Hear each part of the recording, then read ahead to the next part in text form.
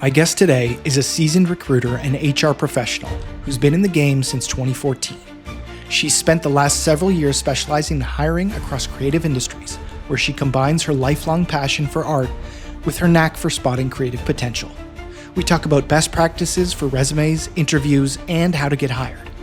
Now, let's get into the zone with Shri Hughes. Shri, thanks for joining me. You are a senior talent acquisition specialist, so you are in the business of recruiting and hiring people. And I wanted to talk to you today because many people are finding themselves unemployed or underemployed. And I really wanted to demystify the process of getting hired and just get some tips and tricks directly from the source. So thank you for being here. Well, thank you so much for having me. I really enjoy speaking about recruitment. It's a passion of mine, so I jumped right into this opportunity. Thanks so much. Cool. So we'll jump right in. When you are hiring, what is the first thing you look for in a candidate? Yeah, when I go about hiring and doing the candidate selection, I think it really starts with great hiring. So that's being very clear and knowing what you're looking for. So even before you post the role, you would sit down with the hiring manager and go over the nice to haves versus the must haves, nailing them down. And then having that conversation ahead of time really saves a ton of time later. So it helps you focus on things like candidates who don't only just fit the checklist of what you're looking for, but who also genuinely fit the purpose of the role itself. And I would say, honestly, structure really matters. Having those consistent questions to ask, clear rubrics, also keeping things really fair helps keep any sort of bias out of the way. So I'd say, especially for the creative industry, I'm in the animation industry right now. So we're looking at a lot of creatives who apply.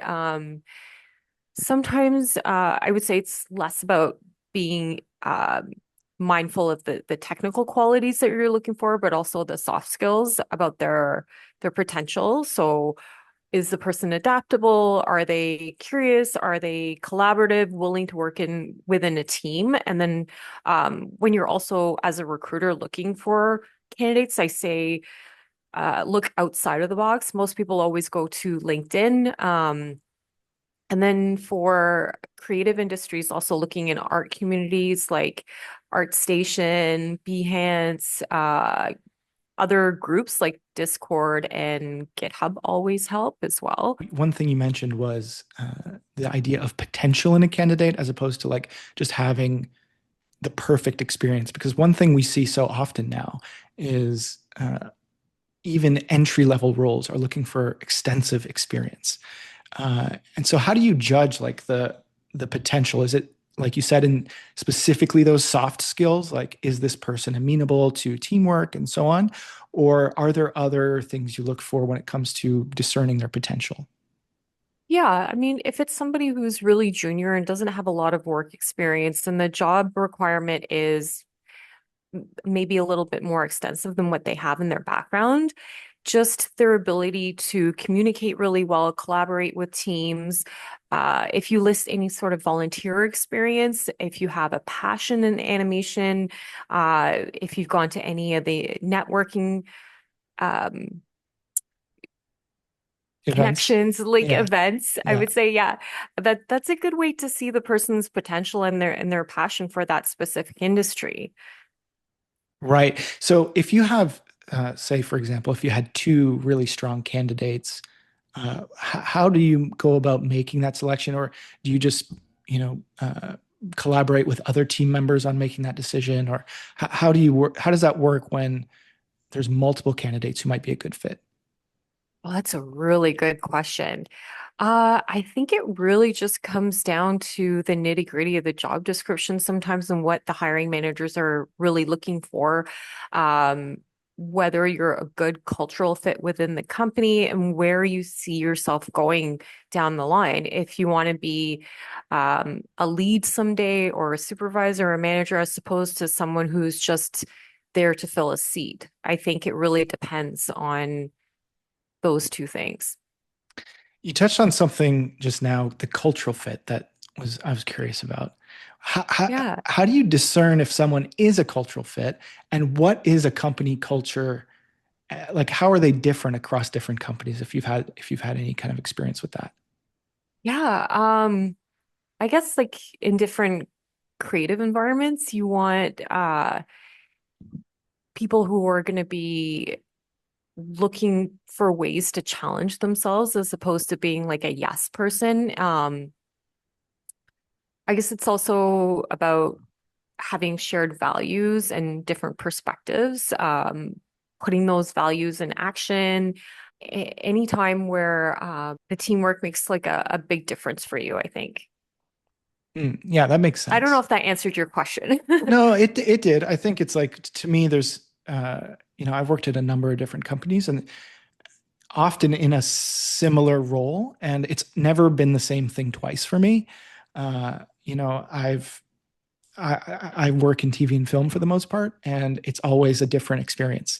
So just the cultural thing is really interesting to me because um, figuring out whether a person is a good cultural fit, I feel like would be a challenge just in a short interview. But I think what you're saying makes a lot of sense in terms of just like getting a vibe for them, seeing how they're amenable to teamwork, seeing how they want to sort of build with the company, where they want to go in the next few years. I think that all makes sense to me. Yeah, and then even in the interview process, asking the right questions when the candidates have that time at the end of the interview to ask questions, the Mm. type of things that they are asking also says a lot about who they are and what their willingness and commitment is to the company and how they'll fit in. That's a really good point. So I wonder what is a good question to ask because you always hear that, right? And one question that I've asked before, and you can tell me if this is a good or bad, but I like to say, what would I have to do in a year's time from now for you to think that hiring me was a good decision? Like, what goals or tent poles would I have to hit for you to be like, oh, hiring Mike was a good call? Yeah, you know what? That's a really great question to ask as well. And I think it really depends on the role and um what you're looking to get out of it. I think that's a good time to have those assessment calls one-on-one with your managers, and set those goals ahead of time so you know yourself that you have these certain things that you want to hit along with your hiring manager or rather your managers. I want to shift gears a little bit and talk about resumes and cover letters. These are a little bit of the bane of my existence. You have to constantly, I mean, it's so much work to like build a good resume. And then often maybe this is like cheating a little bit, but often what I would do is if there's a role that I'm like particularly excited about, I'll tailor my resume because like you only want it to be, I would assume 1 or 2 pages. So you might want to tailor it with sort of more relevant experience for that particular role. That's something I do. I don't know if that's a good decision or not. But are there any sort of resume faux pas or tips or tricks that you would suggest for someone who's looking to get hired? Yeah, I think you said it right there. You know, keep it short and clean, maximum of 1 to 2 pages, something that's really easy to read, legible font. You don't want to cram in a bunch of words in the page because it's really hard to read.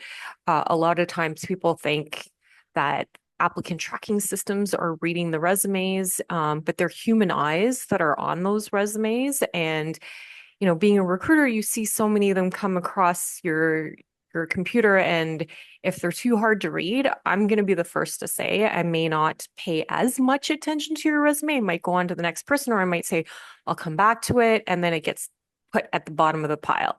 So you want to be quick and efficient and clean. And yes, I would say do your homework, read the job description, see what they're asking for, and absolutely tailor it to the job description. And that way it's easy for the person who's doing the recruiting for that specific role. Yeah, that makes a lot of sense. And you touched on something I wanted to get into as well, which is this idea of human eyes on it. Now with the advent of AI and everything, I'm wondering if there's a filtration system. Maybe I don't know if you've seen one or if there are or if they exist, but is there like some way that AI is filtering candidates these days, or is it always up to a human still? I mean, we do have these applicant tracking systems, and as humans, we can manually put in these filters to allow, quote unquote, the right candidates to come through with their resumes. But I would say that AI is a really great tool right now for efficiency, especially for sourcing and screening candidates. If you're someone that doesn't do well with writing resumes, it can help with that. Even writing cleaner job descriptions and tailoring them. But I would say AI is it's here. It's not going away anywhere. But it should never ever replace the human element. I think it's a way to enhance like fairness and speed, but it shouldn't make the final call. It still should be up to the human's eye to make that last judgment. Well, I'm glad to hear that. I Yeah. totally agree. I see sometimes people put a picture of themselves on the resume. Is that a good idea? Is that a bad idea? I wouldn't say it's a good or bad idea. It's just a matter of um, what we normally see in different cultures. I know in Europe and in the UK, it's pretty commonplace to have a lot more stats on your resume, personal stats.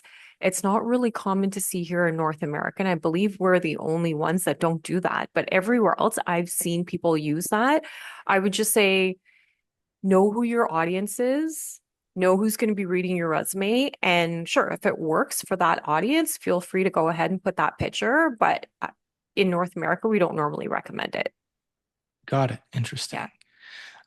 This sort of also leads into another pain point of mine personally when applying for roles. I was always curious about like what this is. Maybe you can help me understand it, and maybe it has to do with that system you were describing earlier. But often you will see a place to upload your resume, and then a requirement to like manually fill in your resume uh, sort of by hand. So I'm like, why, if they're already getting my PDF, why do they also need me to sit there and fill everything out again? You know what? It's a funny thing. I think sometimes with the different systems that we do have, Mhm. parsing resumes, they don't always translate properly.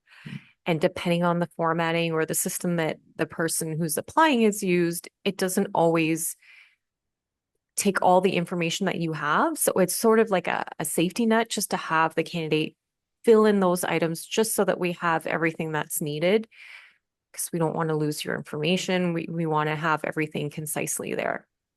Sure, that makes sense. It's still annoying. I get it. I understand that.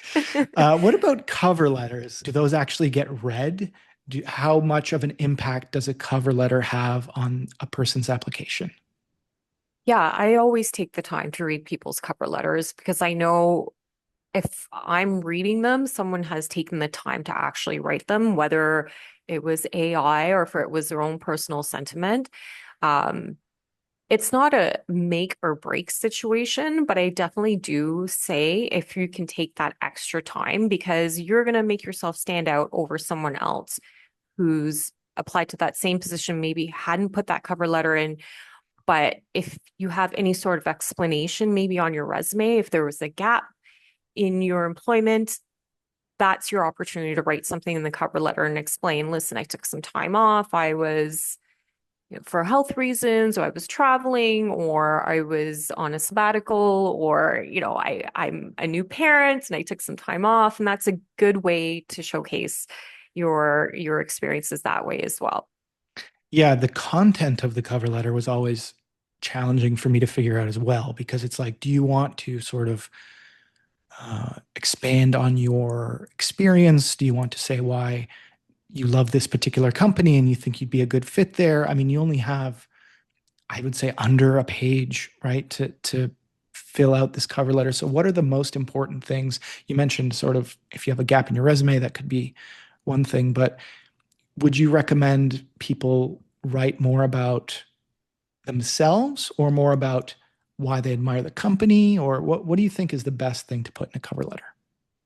Yeah, it's a really good question. I would say maybe not even a full length page for a cover letter, a few really strong short paragraphs just to outline a little bit both about why you want the job, who you are, what your experiences are, and what you're going to bring to the table. Just really quick and short and concise. Because again, I think whoever's reading it is going to want to read that over and be able to go over to your resume and see what it is that you have in your experiences.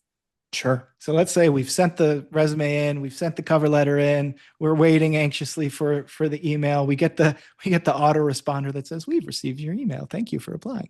And then finally you get the a note from a hiring manager that says, "We'd like to schedule an interview."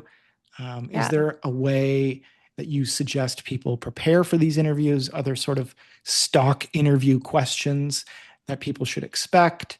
And what are some best practices during the interview process? Yeah, once that email has gone out to the candidate, letting them know that we're interested in meeting with them, I let them know how to prepare, who the hiring managers are, just like a general overview on what they're going to be assessed on. And during the interviews themselves, I tried to tell them that there's going to be some maybe behavioral type questions or situational type questions, open-ended questions to come to the interview prepared to ask their own questions, to feel like it's a genuine conversation, that it's a two-way street, that it's not just them being interviewed, but it's an opportunity for them to interview the hiring managers as well as the company itself and to see if they're a really good fit. Um, and I like to be mindful about like the candidate's expectations and give them at the end of the interview, if I'm involved in the interview myself, what the timeline will be to get back to them. And then also to keep it an open-ended conversation to tell them that they can reach out to me as well if they have any questions, even after the interview. If they think of something, they can email me. And if they don't have the contact information of their hiring managers, I can always pass along that information to them as well. Is there a question that you always ask in an interview situation? I guess the one that always comes up is where do you see yourself in this company or in this role or in this industry in the next 3 to 5 years? I struggle with that answer a little bit because I feel like, especially in creative industries, there's no one necessary, there's not necessarily one path. And so you want to sort of give an answer that's honest and true, but also you want to get the job. So you want to sort of maybe tailor your answer in such a way that it might be more fitting to that particular role. Do you think that there's a wrong answer to that question, or do you think that the best move is to just be honest? You took the words right out of my mouth. I was just going to say that. Just be Yeah, honest. I think people can see when you're being genuine as opposed to when you're making something up right. because you feel like you want to come up with an answer that they're actually looking for. But, Yeah, there's never a one one word answer or formula that you can give to someone. Just being your true self, I think that's the best way to go. agreed. Yeah. What about the age-old question? What is your biggest weakness? What is a good way to answer a question like that? So I actually like to rephrase that question instead of saying weakness. I like Uh, to say, are there any opportunities for improvement? Positive spin. Yes. I like that. And again, I think this is probably a case where transparency goes a long way. Yes. I would Sorry. also say when you're a candidate and you're answering that question, maybe like let's say, for example, people always use that example. My greatest weakness is being a perfectionist. We've heard that so many times. But Hmm. if you actually come up with something again, if you're honest about something like uh, you know, I'm not the greatest with Excel spreadsheets. It's not my strong suit. but I'm actually taking night courses and I'm learning how to navigate Excel and I'm getting a little bit better. And now I can work on spreadsheets without having that anxiety and knowing that I'm working towards this goal of getting better. That's maybe a better way of answering that question.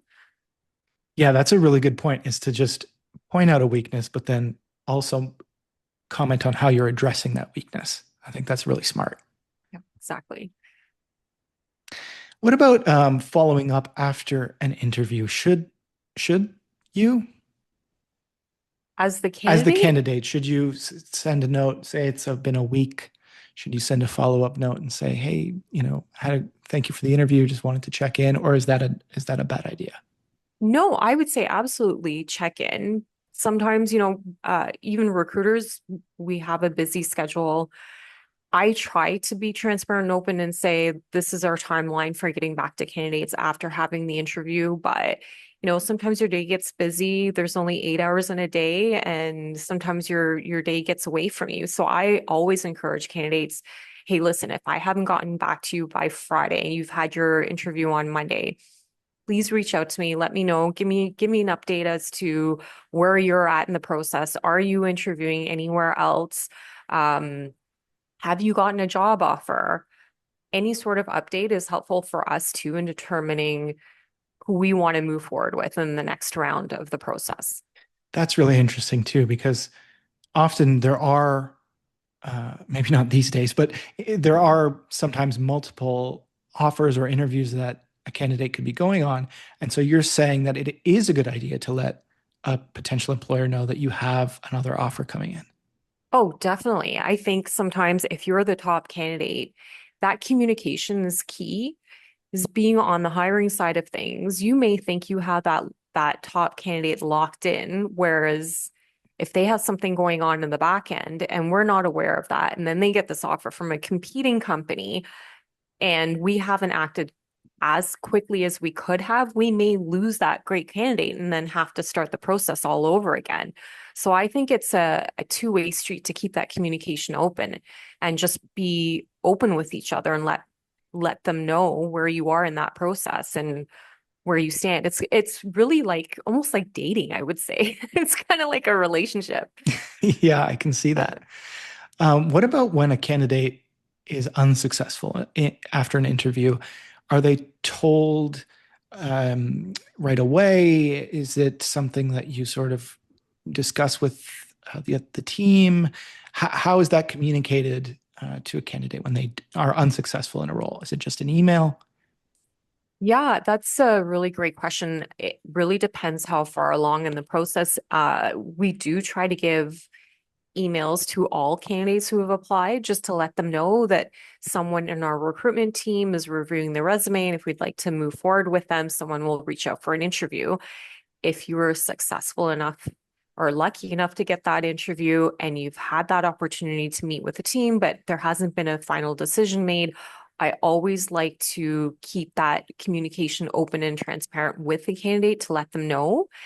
And it happens sometimes where it's not always the best fit and you're not going to be moving on to the next step. I always reach out to the candidates and let them know, hey, it was great meeting you, but unfortunately, we're not moving forward with you. Or conversely, if you are moving forward, then I let them know when to next expect an email from us or a phone call to let them know that we're going to be setting up a follow-up interview with the executive team.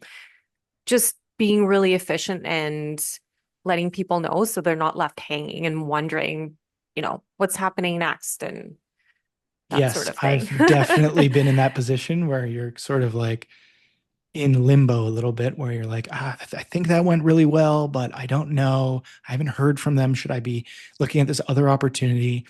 So I think getting closure is like really important and helpful for candidates for sure.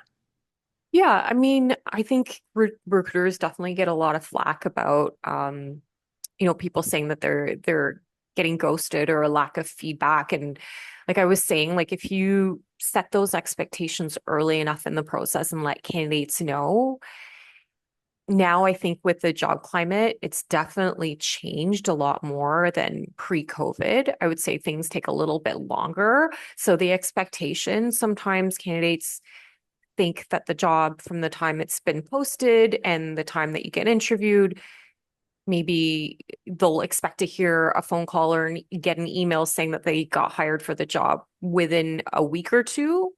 But things are moving a lot more slowly these days. There's a lot more things happening on the back end, decisions happening. Maybe the job requirements have changed a little bit or it's pivoted, but setting up those expectations with the candidates ahead of time and saying, listen, you're going to hear back from me in a week's time, even if we don't have a decision on the job.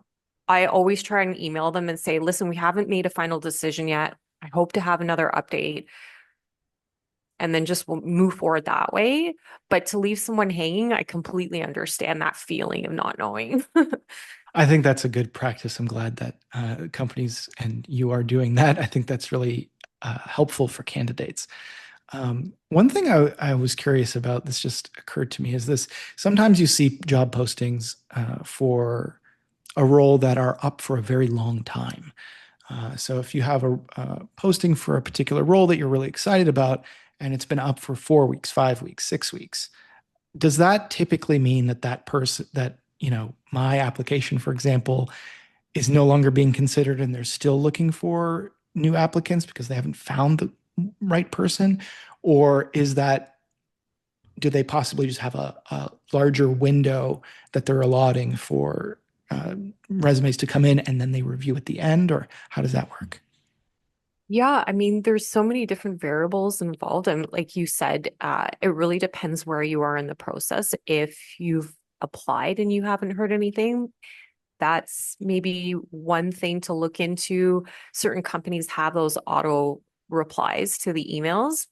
Like I was mentioning before, with in my experience in recruitment, those emails go out saying that we get a high volume of applicants and we can't get back to everyone, but we are reviewing those resumes that are coming in diligently. And then the ones that we feel can move forward, those people will be contacted. Unfortunately, not everyone gets contacted that way. But if you are in the interview process, I would say, yeah, just sometimes those roles are being left open because we're trying to find that right candidate, and it doesn't always happen right away. So I think, yeah, it just really depends sometimes what the situation is. Sure, that makes sense. Okay, so what are the red flags? Is there anything that is, a complete no-go when you see a candidate, either on a resume or in an interview? Well, I think in an interview, the biggest thing is communication. Um, it's usually like how someone responds. If you're asking a question, I'm all for having someone taking their time, being able to absorb the question and figure out how to answer. But if it's taking them a really long time, if they're stuttering, I know there's nerves out there sometimes. Um, if there's like slowness in responding, if there's a lack of curiosity and they're just not following basic instructions, that can usually be a red flag. Or if during the interview, someone's attitude is just not very positive, they're not keeping eye contact, their body language is completely off. Um, and then that negativity can spin out a lot of times too, if they're talking about past experiences and past coworkers or teams in a very negative way, and they're not taking any sort of accountability, and they're blaming previous team members or talking badly about companies. That can be a very disturbing kind of thing, a red flag. Um, and I think like even in the application process, sometimes I'll see it's really funny. I know the job market's really not good. And I see people applying to positions that come up and they'll just apply to anything. So I'll see someone, oh, I applied to be an IT person. I applied to be an animator, but I want to be a production manager, and sort of all over the map. It kind of sends a red flag in my mind, because then I think, is this person really serious? Is this someone really focused on what they want to do, and if their resume doesn't reflect what they're applying for, that's a really big red flag to me. Can totally empathize and understand why that would be a red flag. I do think it's tricky though when you're in that position, you're like, oh, I just need a job right now. A Right. lot of people will just be like, throw darts on the wall and see what will stick. And I also can empathize with that position. But I totally get why it's not an ideal candidate if they're, looking for an IT job, but also an animator, but also, want to work in production or whatever or also an artist, like whatever the thing may be. You want that person to be focused, and I can understand that. I mean, sometimes those things can lead to like other opportunities. So sure, if you want to get your foot in the door, I'm not saying that even if you have a diverse background, but I see the same people applying to those jobs consistently. So I think that's where it sort of jumps up as a red flag. Yeah, that makes sense. I want to talk about something that's always a point of contention or sensitivity when it comes to hiring, and that is this idea of salary and negotiation of salary and benefits and perks and things. And um, one thing that I've noticed is very common is during the application process, there is a little section for expected salary or something similar. And usually in the past, what I've put in those boxes is maybe a cop out, maybe the wrong thing to put. But I always put negotiable because I don't want to disqualify myself by putting a range that's possibly too high. But I also don't want to short sell myself and put a range that's too low. Like I want to know what have a set. I think it's good to have as a candidate a sense of what that role might be at other companies and what sort of, idea for that particular role is. If you're going to be a mid-level role, you don't want to put 150,000. So do you think putting in negotiable is a good idea, or is that a horrible mistake I've been making for years? I wouldn't say it was a horrible mistake. Okay. I've seen candidates put to be determined, negotiable, and I've still brought them in for interviews.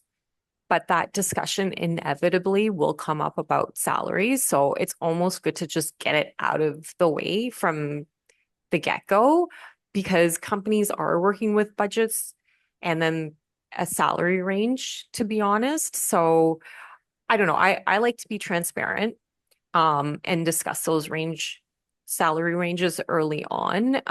It also saves a lot of time and negotiation. Um, just so like you get an idea of everything ahead of time as well.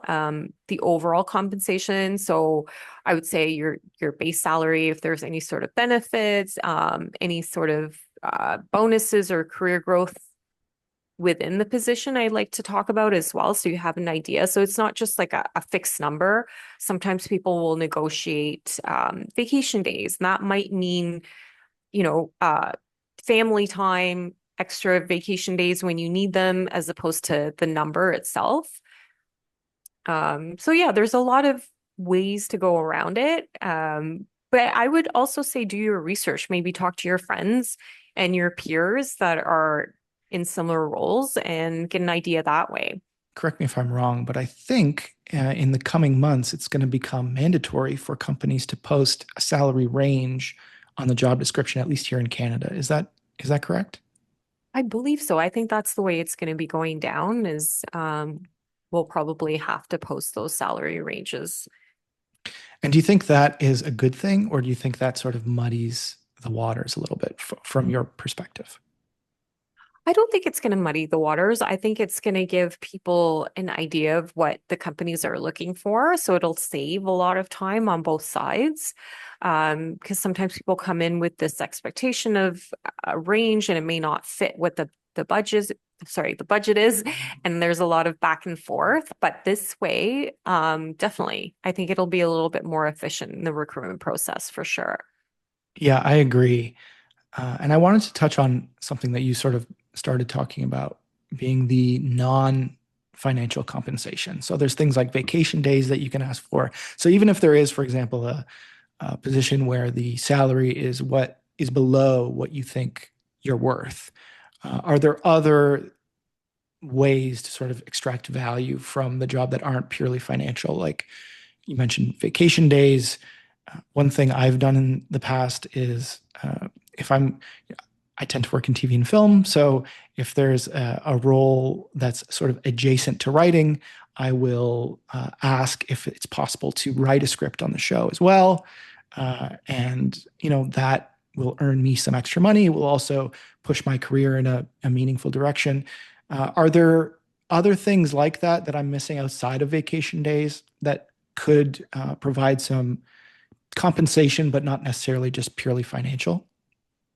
Yeah, I mean it depends. There's different levels of benefits that candidates may receive depending on the level. If they're junior intermediate versus a more senior lead type role. But depending on the company, I can't speak for them all, but some of them have employee health and wellness. They might have an opportunity for you to have a discounted rate at a gym for gym memberships, training opportunities. If you're more on the technical side of things, maybe allowances to go to a college or university, and the company would pay for the courses or a majority of the cost of the course. So those types of things you might want to look into a little bit more and see how you can get the value from it rather than just the dollar amount. What about remote work? Is that ever, with since COVID, there's been such an uptick in remote work, although it feels like we're sort of going back now.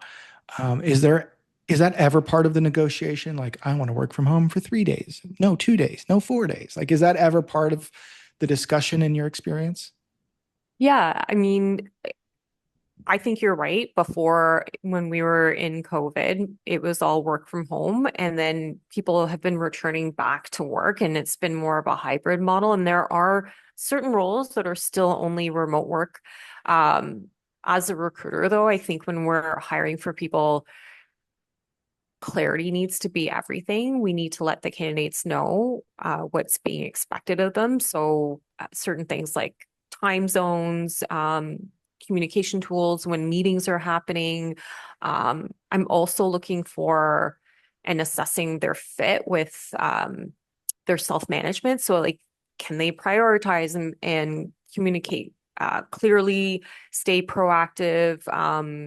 I think those are the key things that you look for when someone's working remotely, because even on the culture side of things, you have to build those kinds of connections. And then if you're working with other people, there has to be some sort of collaboration, some sort of mentorship from your managers or your supervisors or your leads, and it just doesn't happen all by accident. You have to kind of make room for it to be created. Yeah, that makes a lot of sense. Just jumping back to the interview process, I just had a question about that. So, like, let's say you're a person who is getting to that stage, they're getting a lot of interviews, but you're not able to move past that. Would you say that it's a result of like a lack of confidence in the interview process? Is it a something that they're an answer that they're giving that isn't a good fit? What advice would you give someone who's getting interviews but not jobs? That's a really good question. I I would think it's case by case scenario. I don't think it's one answer fits all.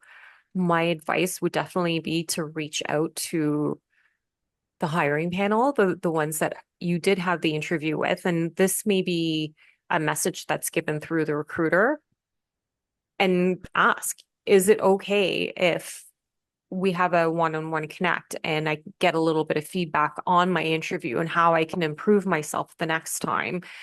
I'm not going to say 100% of the time you're going to get people saying I'm available to actually tell you what it was, but I can tell you just recently I had posted a role. We filled it rather quickly. There was someone that I had interviewed that didn't end up getting the position, but she reached out to me, and she's a little bit more junior, and she said, "Are you open to giving feedback I would like to know how to improve myself so that the next time in the interview process, I may be able to get that job. And I told her, yes, we can hop on a call and we can go over what you did well in the interview. And again, it wasn't anything that she did wrong. It was just based on the requirements, based on what we were looking for, we had to find the best person for the job. That's all it really ever comes down to. Yeah, and I think that's so smart on that person's behalf as well, because not only does it show a willingness to improve and learn, so if there's another role down the line, you might think of that person as, being a good cultural fit because they do have that mindset. But also, it connects you with them in a way that may make you think of them for that role should it come up. So I think if you have the courage to follow up with someone and ask for critical feedback, I think that can be a really powerful indicator that you might be a good hire down the road. Yeah, I think so. I think that's a really good point. Also, those thank you notes, those follow-up thank you notes, people always think that it's a pointless thing to do, but it also shows your initiative and your enthusiasm for the role. So that person's always going to stay in your mind. And another example I can think of, we hired someone, I won't say what the role was, but earlier in the summer, we hired someone and we had three top candidates and we couldn't hire all three people for this one position. So the person we hired on is still here, but one of the other candidates still stuck out in our mind, and we thought we wish we could have hired them all. And another position actually did become available a few months down the road, and called this person back up for an interview, and it looks like it's going to turn out really well for this person. That's great. Yeah. I want to ask you, I don't know if you have any sort of silly or weird examples of an interview gone wrong, or sort of a question that was like answered in a way that was funny or unexpected, or is there anything like that that comes to mind? Any example without getting too specific, obviously. Okay, well, how liberal can I be on this? As liberal as you'd like. I'd Okay. love to hear. I'd love to hear Well, some this stories. I guess this was earlier on in my career. I was in a boardroom and doing an interview over the phone, but it was on speaker, and it was myself and a hiring manager. And this person clearly was day drinking. Oh We no. could hear we could hear them making a drink. So there would be a pause in between. We'd ask him a question, and then we would think he was taking the time to formulate his answers, but he was actually putting together a drink, so we could hear him taking the glass out, throwing some ice cubes in, pouring the drink, stirring it around, taking a few sips, and then answering the question. I just thought, okay, this was a red flag for sure. We So wouldn't have no wanted to day bring this drinking. person. Got it. No day drinking. Noted. No day Okay. drinking. Let me write that down. That's hilarious. What about you? What was your process like when you first were looking to get hired for roles? Did you find it easy because you sort of have this training and know-how about what to do, or was it challenging for you? I'm honestly going to say it was a little bit challenging for myself. And again, I'm going to go back to saying that things were different before COVID. It wasn't as hard. I think it really helps with networking and knowing people and just finding out what kind of work is out there and who's looking. Post-COVID, it's been a little bit harder. The job market is just not as abundant, I guess, with jobs. And it really felt like for a time that it was the employer's arena, and there was more supply than there was demand for sure. And it was harder to navigate. So I do feel for people who are in that position right now and looking for jobs. It's not an easy process, but I would say do anything and everything just to make yourself stand out. Um, it's always going to be really helpful to connect with people, get yourself out there. If you're an artist, work on your portfolios, your demo reels, stay current, make sure the links are working. I can't tell you that's like the biggest pet peeve when somebody has a really great looking resume and um, even their LinkedIn profile looks amazing and they send me their demo reels, the links just don't work. And then include passwords as well. So we don't have to circle back and ask for those. Yeah, I think you're right. It is a tricky time now for a lot of people. Hopefully, people listening can extract some value from this. I think you gave some really great answers. Thank you so much for your time. Oh, thank you. I have one last question for you. I like to end the podcast by asking kind of a personal question about a time that you stepped outside of your comfort zone, and how that affected or shaped your life.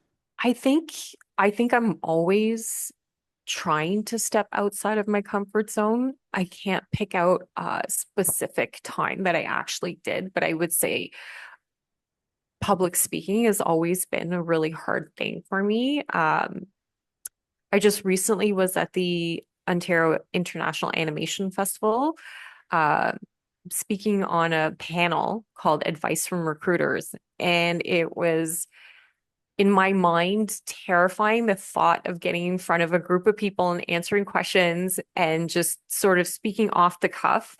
But the more I put myself out there, the more I got comfortable speaking. And I think having those opportunities, like even this one, being able to come here and speak to you, Mike, has been such a pleasure. Um, yeah, so I think putting myself out there in front of groups of people definitely is something that I'm looking forward to doing more of. Amazing. Well, I'm glad you're here, and I appreciate all the insights that you've given everyone. And thank you so much for taking the time to chat with me. Thank you, Mike. It's been a real pleasure.